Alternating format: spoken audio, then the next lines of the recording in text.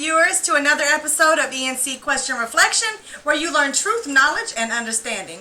Before we get started, I do want to go ahead and remind you that if you have not done so already, to go ahead and subscribe to this channel. Make sure that you hit the notification bell, select all, so you do not miss any of the material that we drop, lives, or premieres. Also, you want to make sure that you like, comment, and share this video, and follow us on Facebook, Instagram, and Twitter.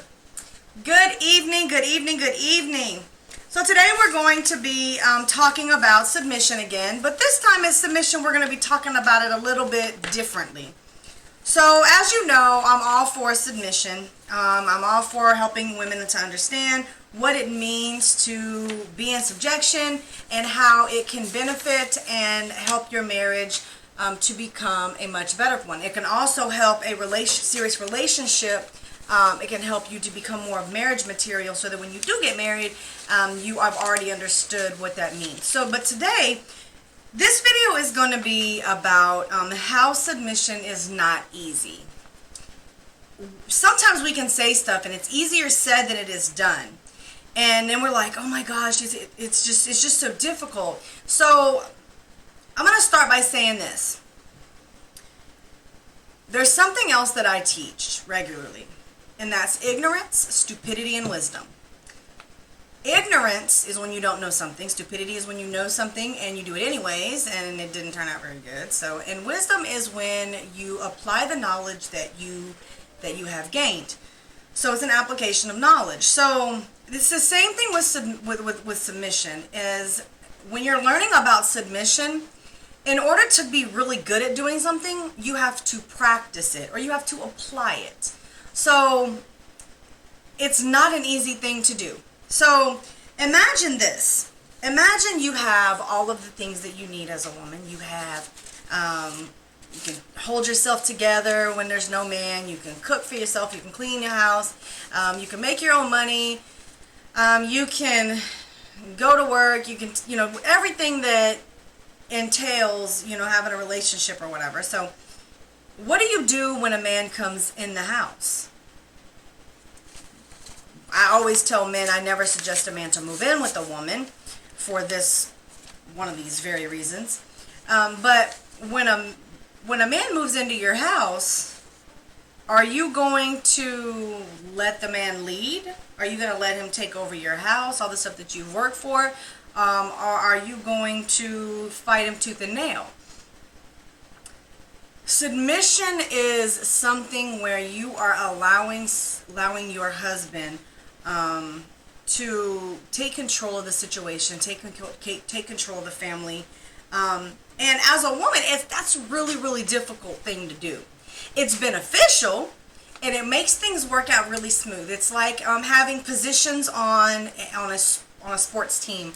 And if everybody plays their position, their own position, you don't want the running back trying to tell quarterback who to throw it to, even though they might want more play time. You don't want a tight end trying to tell the safety who to guard or whatever they do. You want people to stay in their lane. You might suggest things, but you really want people to stay in their lane so that everybody be on the same page, and that way you can run the team smoothly. Well, it's the same thing when you have a household and you have your husband trying to run a household, and then you have a woman over here trying to run it too. I know it is really hard. Submission is super hard because sometimes something is not going to work. And then you try to tell your husband, that's not going to work. That's not going to work. That's not going to work. And then your husband's in his, yes it is, it's going to work. You just have to trust me, and and then it doesn't work. Or maybe it does. But you have to let him do it. It's very hard to It's really hard to let somebody walk off a cliff that you know exists, even if you warn them, but they're insisting that they can still survive.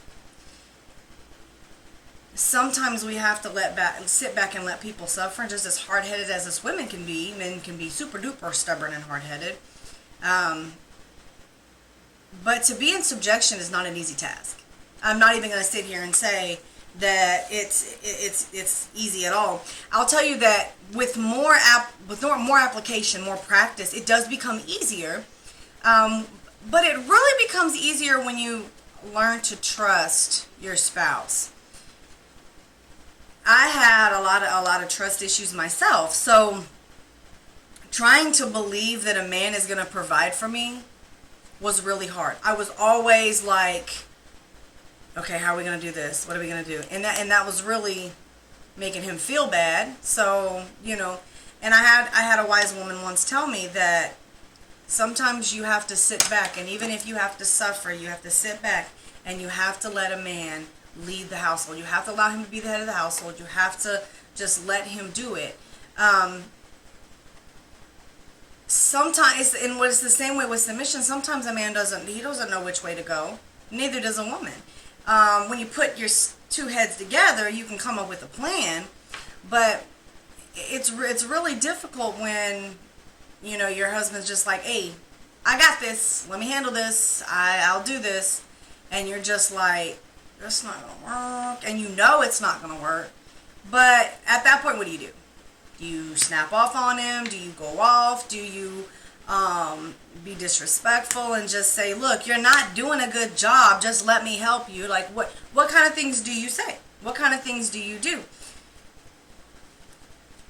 So I'm never going to tell anybody that submission is something that's really, really simple to do. Just do it.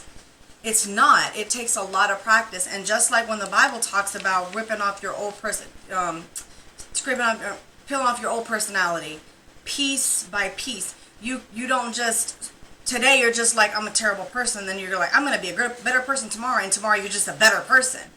It doesn't work like that, because you always tend to fall back in what you know how to do.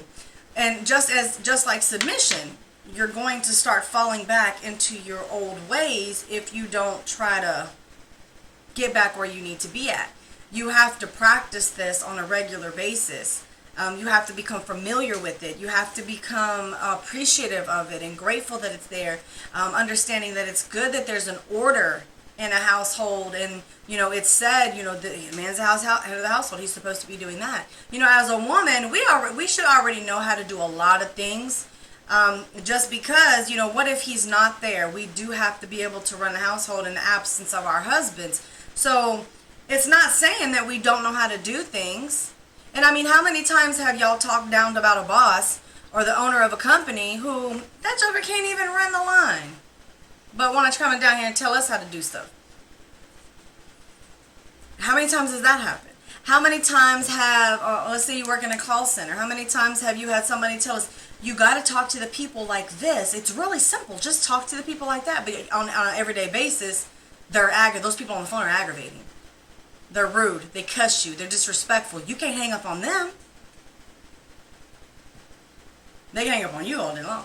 And then you have the owners or the CEOs coming in telling you, it's just really simple. You just take the phone calls and you keep your metrics up. Okay, that's easier said than done. You come do it yourself. They're going to fire you. You say something like that.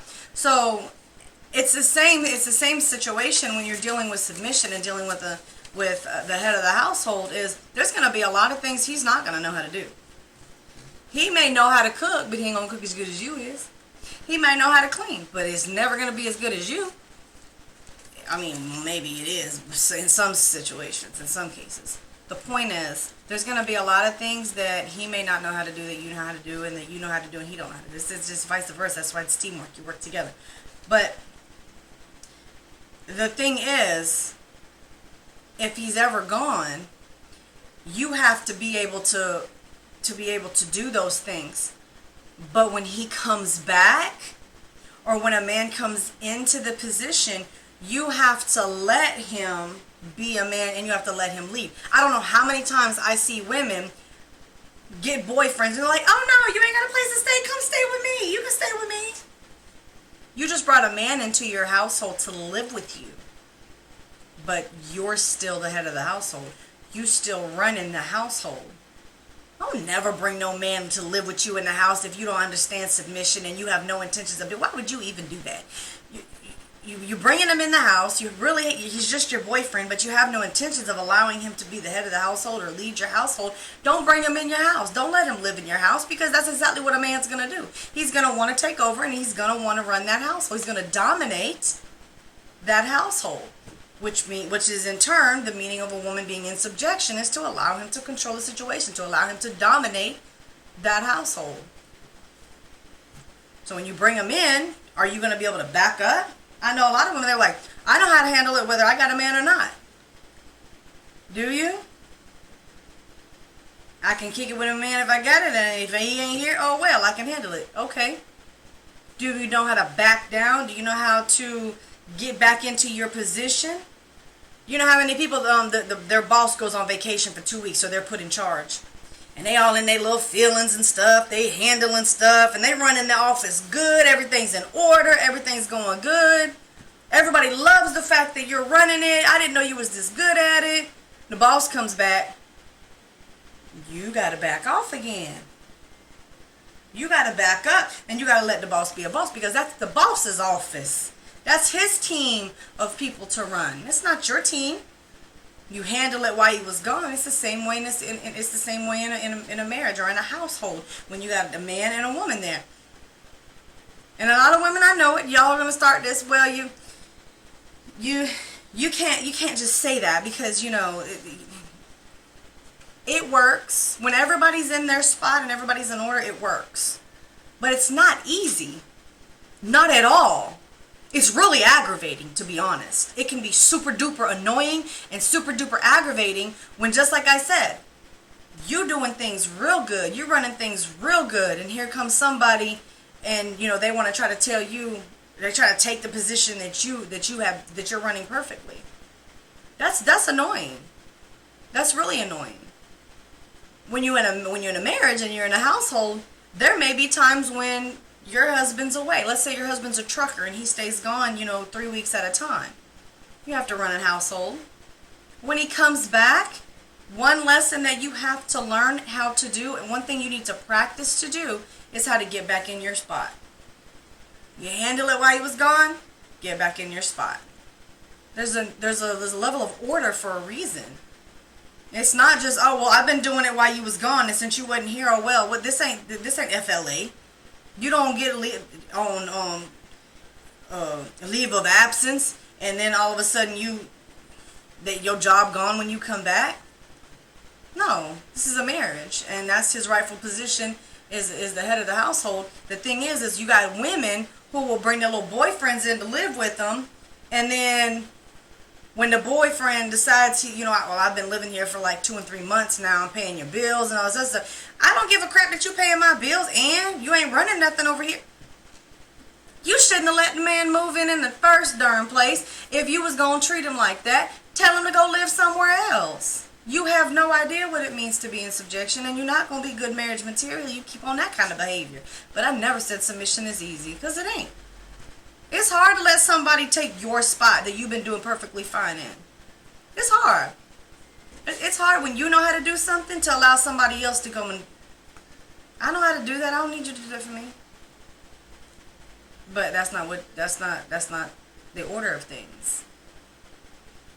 You have to appreciate those things, but it's very difficult to be in subjection.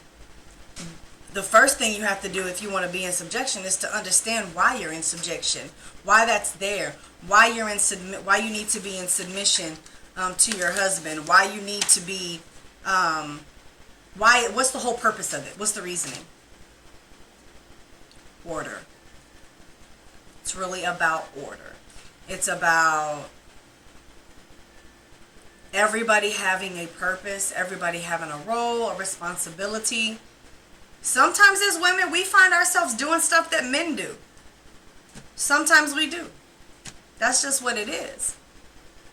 And I mean, sometimes our husbands will find themselves doing stuff that we do. The dishes, the cooking, or whatever. Sometimes I know my brother-in-law loves to cook. His wife ain't never had to cook because he just likes to cook. You have men that's chefs and stuff, and they just like to do stuff like that.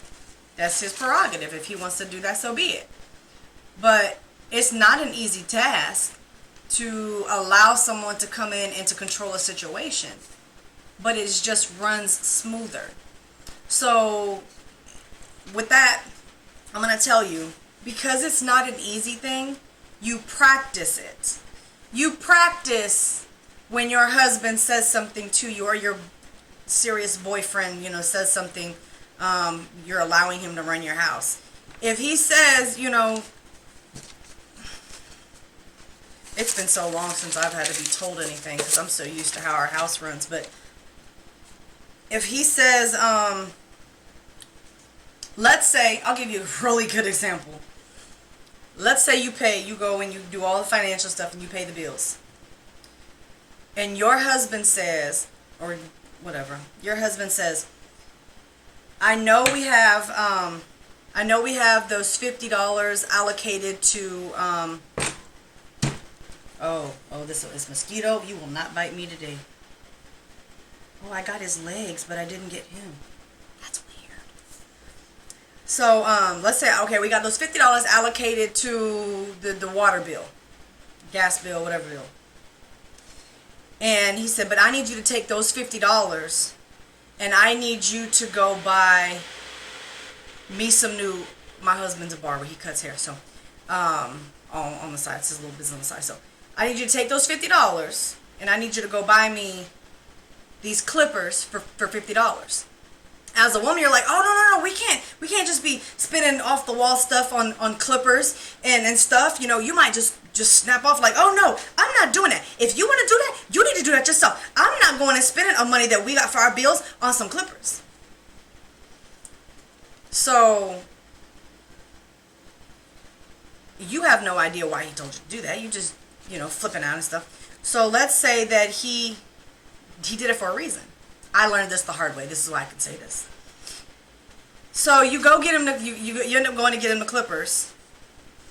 He cuts 6 heads that day. 6, heads. And he makes $15 a head. What is that? 95? I'm gonna look it up. My mind's not working today. I don't know what's going on with me. Oh shoot. 90, excuse me, 90.